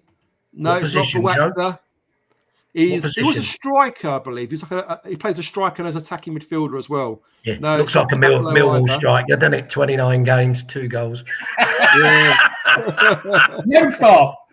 Yeah. The answer was Danny Ngessian. Danny Ngessian. Danny No, he went Ngessian. Palace. I thought he was at Palace. No, maybe it's Charlton you're thinking of. Well, he's done well at Charlton, really. Done right. Yeah, Next one. Yeah. Next one. Who's going to get this one right? Next one. Ready? All right. Oh, this is I know this one. Do you? Yeah. You're his fucking cousin. His surname begins with F, yeah? Yes. Is what? Sorry, Angelo? His surname begins with F. I love this guy. But Harris hated him. I loved it as well. Yeah. The answers are coming through. Yeah. Ready for it? Ready for it? Yes. There you go. Yeah. Cabrini. Fabs. Everyone's getting this one right. Look, they're all getting this one right. Cabrini. Yeah, little short guy, wasn't he? I loved it. Yes. He was so skillful. Oh, great player, wasn't he? I love watching him play. Harris hated him for some reason. Okay. Next one. Ready for this one? Jesus, this is an easy one. Mate, 2024. He's still playing. How old is he? Still playing. How old is 30, he? I think he's 38. I think 37, 38. Yeah. I think so. Next one. Who's going to get this one right? Nice, easy one. Come on. Played quite a bit. There's a stint there. 2010, 2014. 121 appearances. Oh, Bolton. I'll give you a clue. Oh, I know it is. No, I ain't. No, I don't. Oh, we've got the answers coming through. There's a couple of new ones. It isn't Graben. Nick's got it right. Is it J.A.? Darren's got it right. Is it J.A.? It is. Somebody's put James Henry. Yeah. Well done. What a player he was, mate. We should Poor never man's let him go. bets. I love his crossing ability. What delivery he had, hey? He used to deliver some great, and he scored some good free kicks as well, Mate, didn't he? That was a big mistake, us letting him go. You know that. Yeah. To Wolves, yeah. But you're right. He was like a poor man's Bex, weren't he? Didn't he and Chris Wood both score absolute belters at Blackburn? Yes, either in the league or the cup. I remember Chris Woods, and I think he scored a cracker as well. Absolute You're beauty. absolutely right. Right, on to the next one. We've got we're halfway through. We've got 5 more to go through. Bloody hell. Jesus. Who's going to get this one right? Think of the team he first started out with. We have him on want to loan. know this one. Do you? Okay, give him 10 seconds. No, I don't. No, I don't. You keep putting it off. You can't do that. No, I don't. Disco, any ideas? Not a clue. Orient twice. What? We've got a couple of correct answers. Nick knows his stuff. Nick Callahan knows his Millwall history. The answer was Jay Simpson. Wow, blimey. I would have never got that. No, it wasn't Chris Wood. We've got Jay Simpson. Darren got it right. Alex got it right. Herb got it right. He was a great prospect, wasn't he? Nick, you're good at this. Yes. Yeah. Yes. Next one. Ready? Played 125 times for Millwall. Scored 22 goals.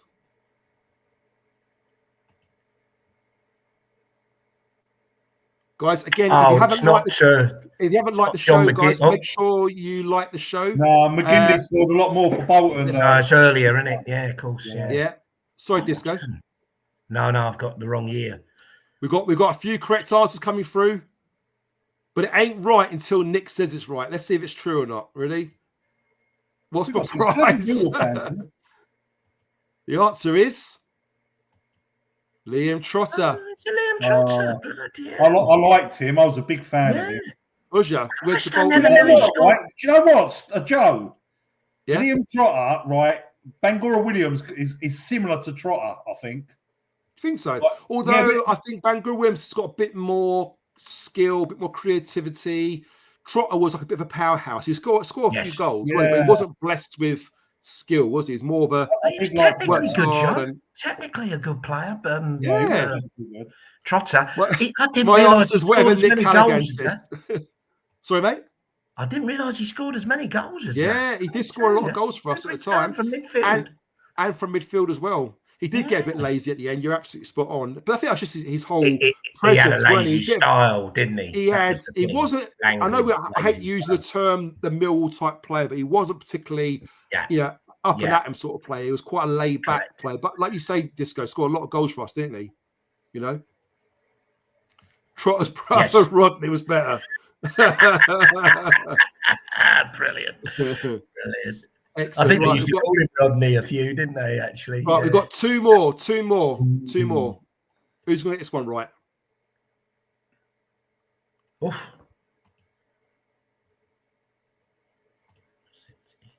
it's obviously a defender. Played 59 times for Millwall, never scored a goal, never scored a league goal. Anyway. Oh, is it RS? Yes, RS. Angelo, got it. Do you know who RS is? Nice bloke, actually. Anyone in the chat? Let's see if we've got this one right. Half-casty bloke or half-cast, like dark. Mixed race. You mixed. Sorry, yes, mixed race. There you go. That's him. Darren, correct. Richard Shaw. He was a great player as well. He was a good player. Nice bloke as well, wasn't he? Yeah. Everyone's getting this one right. Look at that. So you're right. We did get him when he was quite old, wasn't it, at the time when we had him? Was he a coach for us as well, or was just a manager or something? He was. Yeah, he actually managed as a caretaker manager for us as well, weren't he, for a couple of games, if I remember? Yeah, he loved Millwall. I saw an interview he done. He said he loved it at Millwall. Yeah. I think he had trepidation at first, and then when he came, he said it was phenomenal. There's what everyone else thinks. He said. Yeah. There was a story, weren't there? If you watched the Paul Eiffel interview with Chris, and Paul Eiffel talks about when he played against Richard Shaw, wasn't he? I think Richard Shaw was at Coventry at the time, maybe. Yeah, must have been. And there's one moment, I think, when Richard Shaw was getting a little bit of abuse from the fans, and a couple of them shouted a few bits to him, and he said something to him, and I think Eiffel reacted, like said, "What are you saying?" And I looked at Eiffel, "No, you're all right. It's not him. It's not you. It's him." Like that sort of thing. And Richard Shaw said to Paul Eiffel, as they're walking back to the match, the game, he said, "I don't know how you could play for this lot." And then Paul Eiffel was like, "No, they're decent fans. You know what I mean? Don't look at." One or two as a minority to affect the whole fan base. And he said it's quite interesting. Then Rich Shaw then ends up playing for Millwall and says to Eiffel, "You're right. I love the club. I love the fans. They're good. So just shows you stereotypically whatever people think of Millwall happens in all grounds, isn't it? I'm not condoning anything, but until you actually what annoys me the most? Do you know what annoys me the most about this racist tag?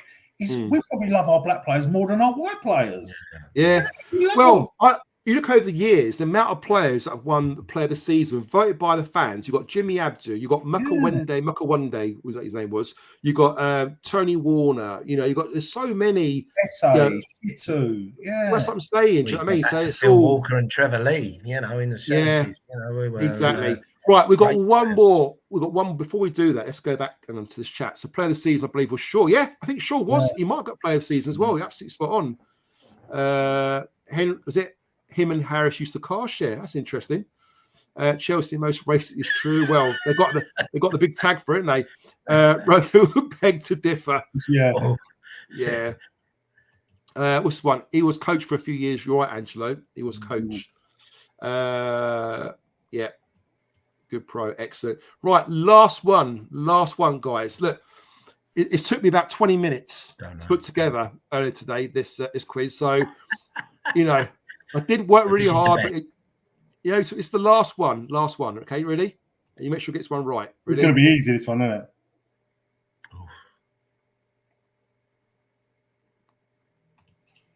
Oh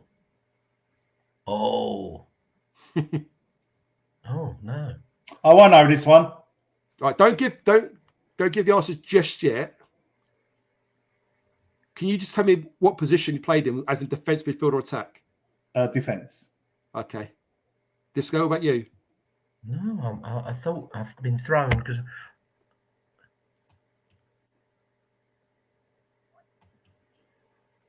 Surname begins with M. McQuad? No. Josh, right? Oh, no. Did that Nick Callaghan get it wrong? Where? But he has corrected himself. Yeah, let me give Disco a clue. Let me give Disco a clue. Go on then. He's almost best mates with Mason Bennett. No, I'm still not. His best mate on his first stint, Disco, was actually Mark Beavers. That helps us all. He played alongside him.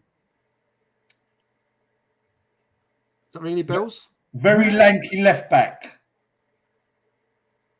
Bloody no one's got it. I can't believe it.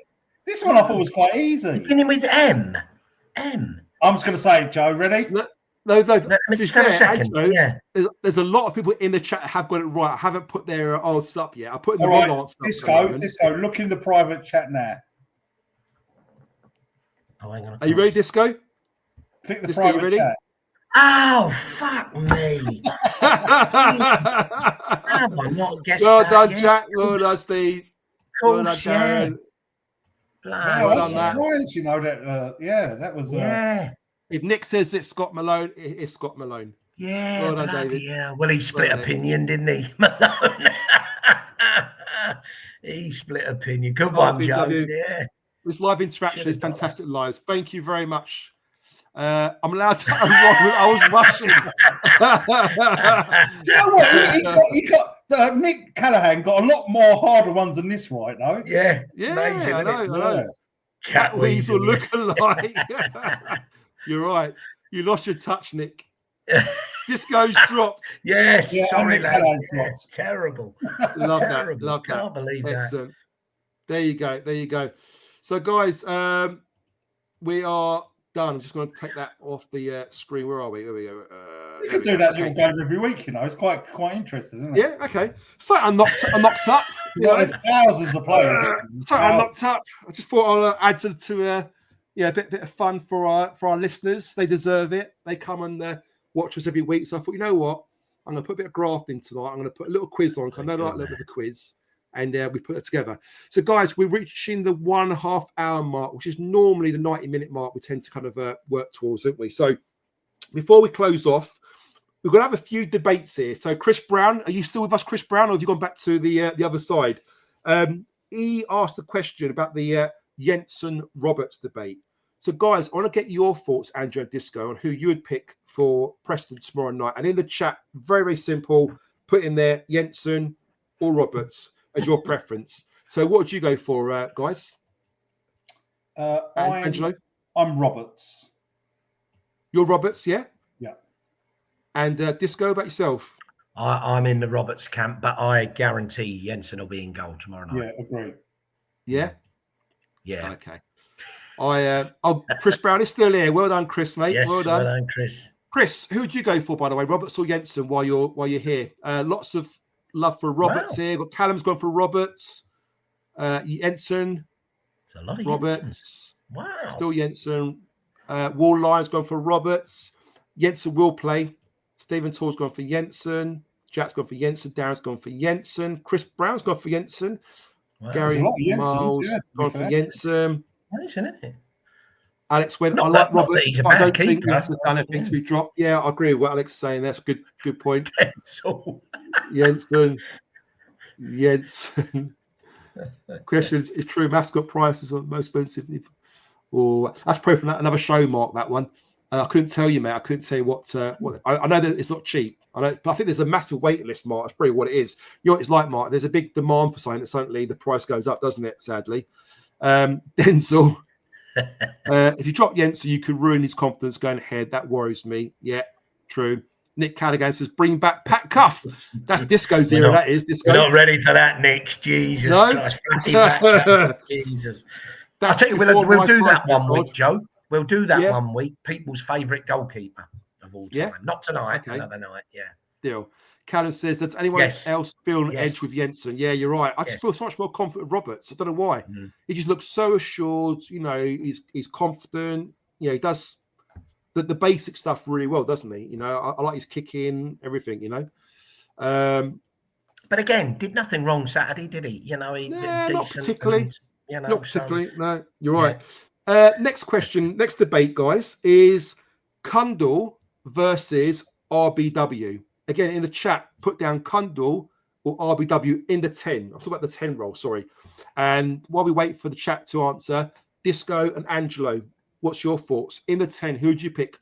I think Disco, you already mentioned it earlier, didn't you? But let's go for it anyway. For me, and that's not a slight on RBW No. at all. And again, maybe like Angelo says, 60-30, 70-20. I'm happy with that. But Kundle starts for me. Yeah. How about yourself, Angelo? Who'd you go for? Kundle, RBW? I'm exactly like Steve. I'll be happy for 60-30, mate. Play both of them. I just feel it's unlucky that Bangor Williams lost his spot. So who'd you start? I'll go for Bangor Williams. I'll go for Bangor Williams because Kundle's gone a bit quiet the last 2-3 games. Yeah. Let's see what the chat says. So Greg Webber's going for RBW. Alex S went for Kundle. Darren's going for Kundle. Nick Callaghan's going for Kundle, but I love RBW. Matt Richards has gone for RBW last 20 minutes. RBW in the 10. Jeff gone for RBW, Kundle, centre mid. Okay, a good one. Interesting. Kundle. Where are we? 70-20 Kundle start. Yeah, I think I mean 30 minutes Kundle, last 20 minutes RBW. Yeah. Yes, mate. RBW rotate them. Kundle, but I do want RBW to get more game time. I'm happy with that. Correct. Yeah. Correct. Yeah.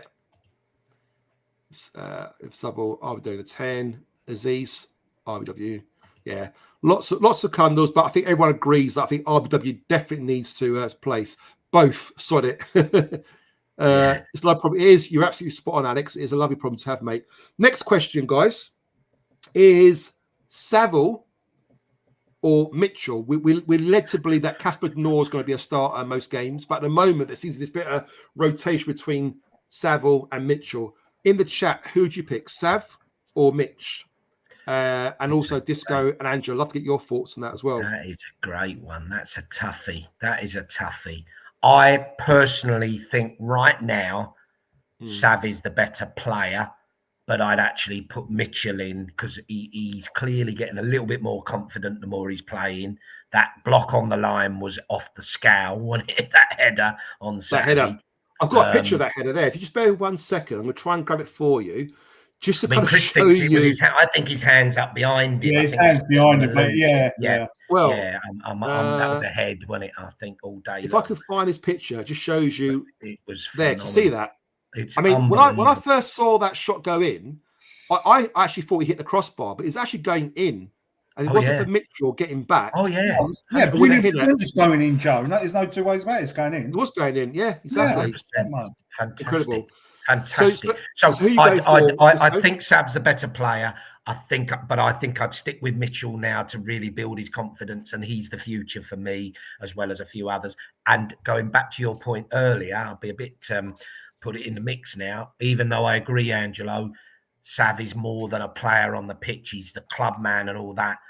I think they'll release him at the end of the season. You know, you think so? I think it's the future. They're looking for new. We've got such an abundance of youngsters. Yeah. I think Sav will go, and I think this is the start of that. I hope I'm wrong because I do like him, and I don't want it to come across I don't. And he's very important to us. He is, yeah. Angelo, who you go for? I'm Saville, mate. Saville. Oh yeah, yeah. You are, yeah. Okay. Do you want to elaborate on that at all? Any reason why? I just found that Billy. The first couple of appearances I saw Billy this season, he was moving like the Tin Man from Wizard of Oz. He was too stiff. But lately he's getting better and better and better. So but if I had to choose, I'll go Saville.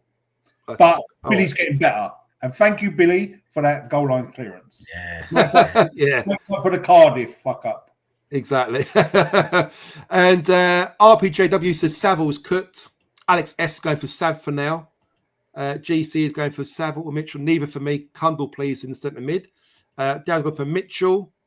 Matt's gone for keep Mitchell in for tomorrow. Like Sav coming on. That's not a bad shout. I like that. Sav coming on. Like you said, Andrew, he looked really good when he came on. More effective than the other way round. A lot more effective. I think so. Mitchell. Jeff's gone for neither. Kundle with Casper de Noor. Love Sav, but Mitchell needs game time. Wall Line says Sav to start, Mitch second half. Kundle and Denoy in centre mid. Mitch start, but no problem with Sav. Yeah. Lots of love there for Cundall. Bangura Williams is not a number 10. Okay. So can Cundall play in central midfield? Yeah, Cundall plays there. Yeah? I think he has played there. Yeah. Savile wiping his arse with his shorts annoys me. When he joined Angelo, Alex Neil said he's a 10 or an 8. Oh, okay. So 80 centre midfield. Yeah. Honeyman, I like Honeyman, and like Andrew mentioned earlier, I like when he came on. It looked really good in centre midfield. This is from earlier, Roberts. Carl's gone for Billy Mitchell. Nick says, I'm a big Billy M fan. Difficult to call that one. Sav was great when he came on. You still need the governors and continuity in the dressing room. Completely agree. Matt Richards says, I'll give Sav another year. Me too. Nick said Hutch would almost certainly leave, so Sav must stay. Yeah, you need those kind of leaders, don't you? Mitchell can't play at this level, in my opinion. Okay, interesting. Sav may be near his yellow card limit. And Dave's gone for RBW in centre mid, which is interesting. Somebody, sorry, Joe, somebody, I think it was RBJW or the name in there earlier, was saying about Savile.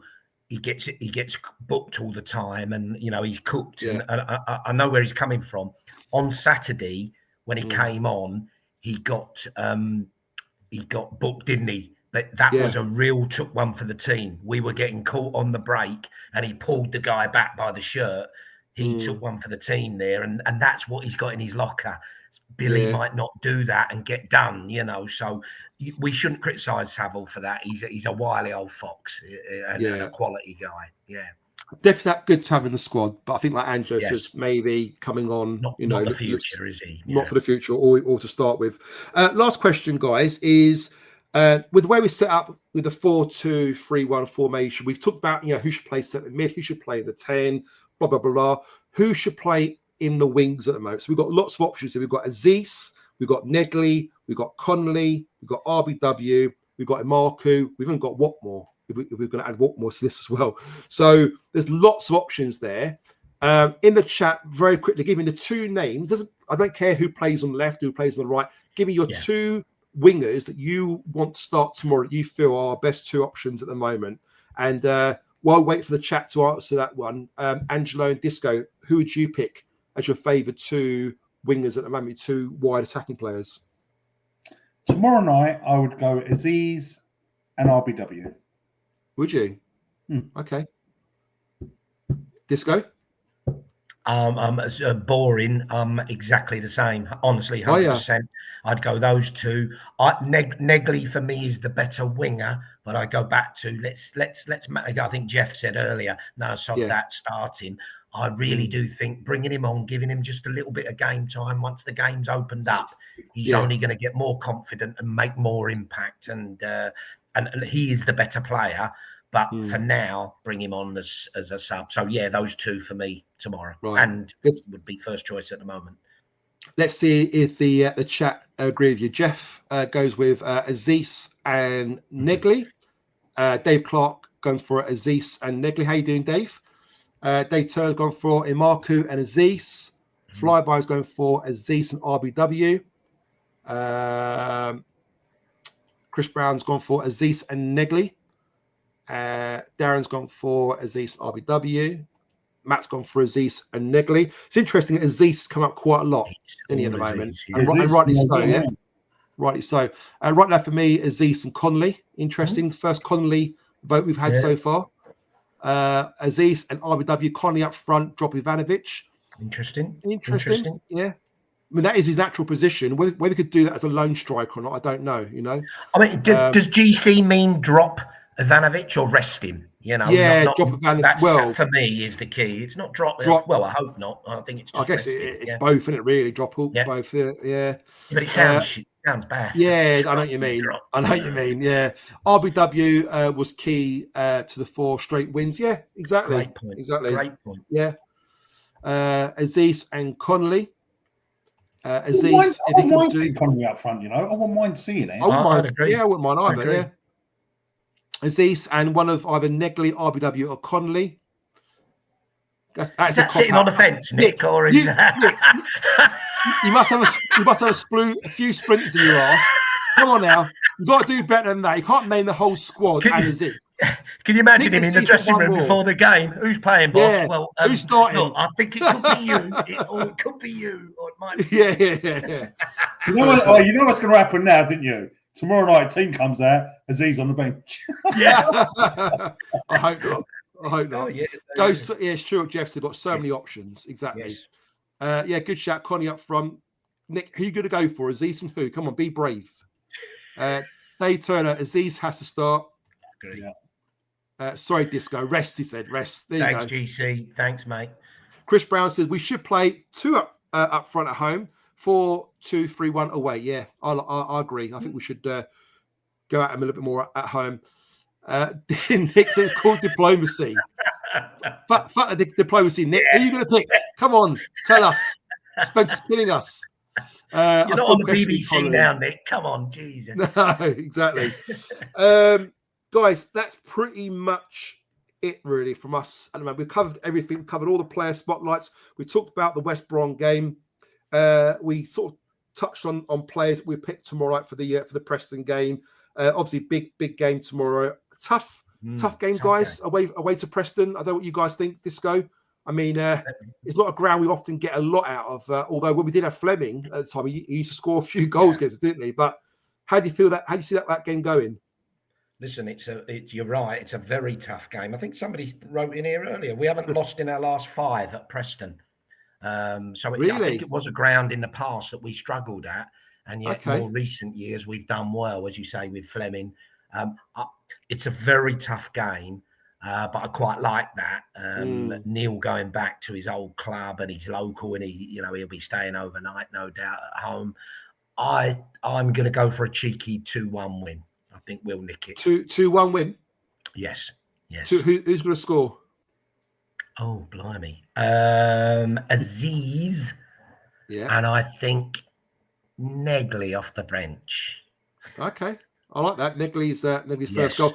Guys, in the chat, get your predictions in for tomorrow night. And if you want to show off, put the goal scorers in there as well. Angelo, what's your prediction for tomorrow? How's it going to go? What's your score prediction as well? So I hope that Alex Neil makes his kids cry tomorrow night, because I believe his kids are. Oh, they are, aren't they? They are, yeah. Well, because he lives in Preston. He was taking the kids to the Preston games, wasn't he? Yes. So he's not going to be very welcome at home if we win tomorrow. Preston are in good form. They got lots of experience. It's going to be a toughie. I am going to go for a 0-0 tomorrow. Are you?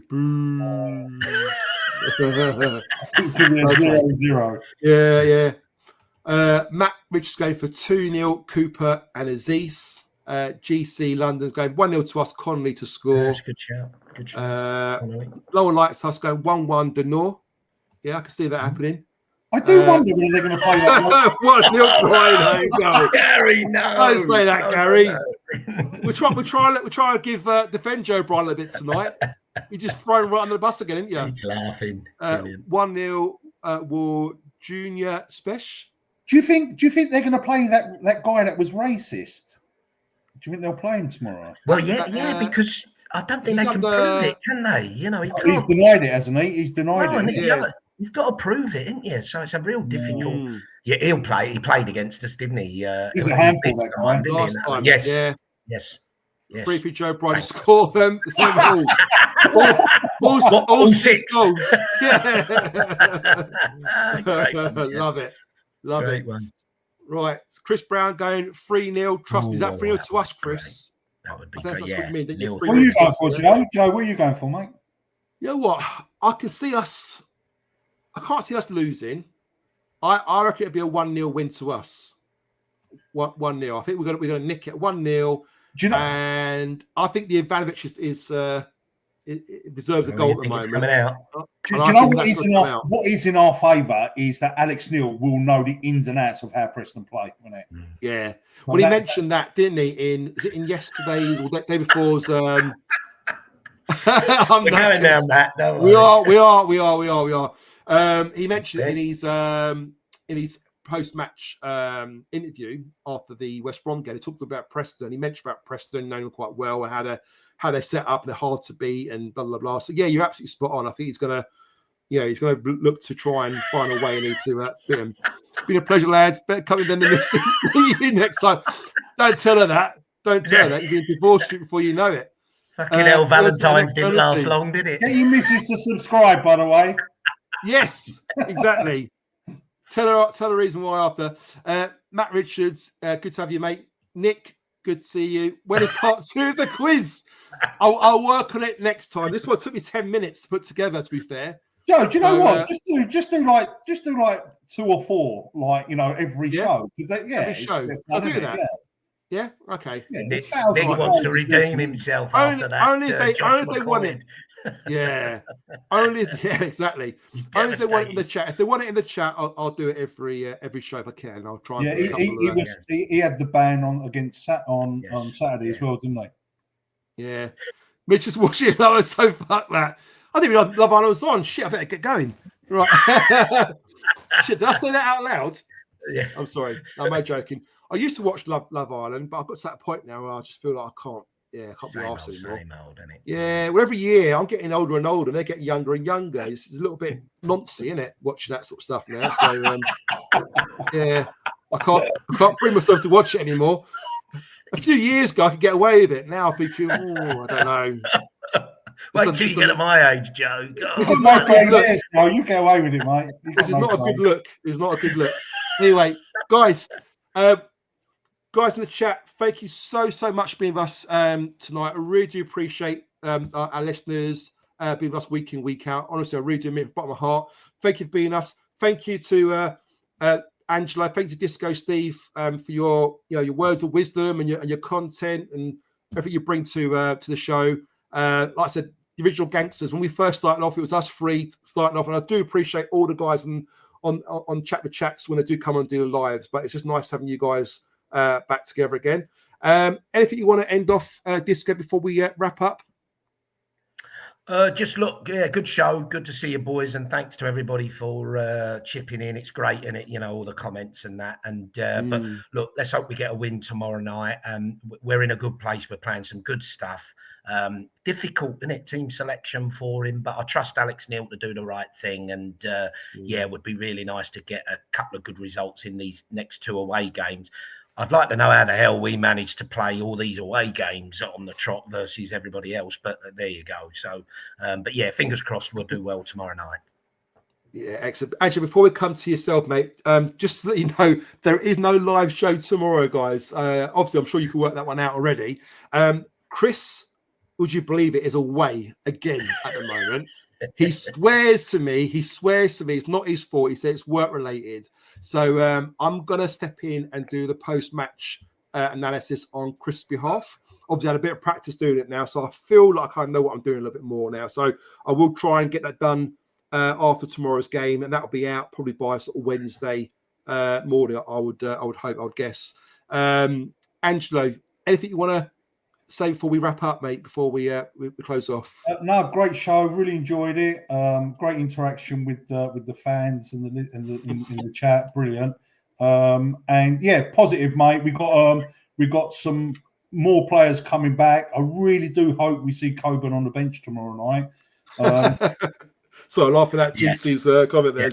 Yeah, I hope we can see Coburn on the bench tomorrow night, and yes, I'd like to see RBW get some minutes, and I'd like to see Imaku get a couple of minutes as well. To be fair. Yeah, because I want to see how Imaku reacts to Alex Neil. You know, he might. I know.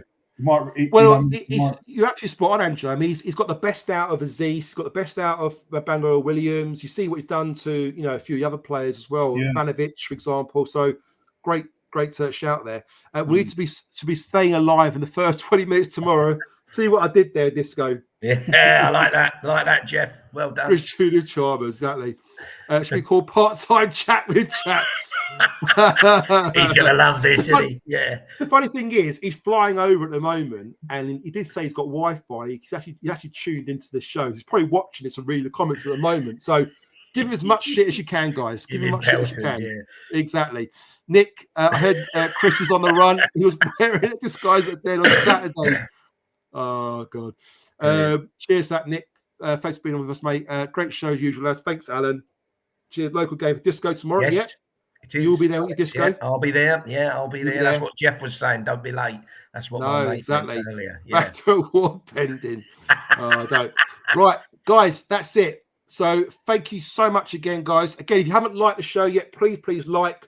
I'm going to say it. Yeah, everything we make for this show goes to Cancer Research UK, and you could do your part just by liking, subscribing to the channel. So if you haven't done that yet, please do that.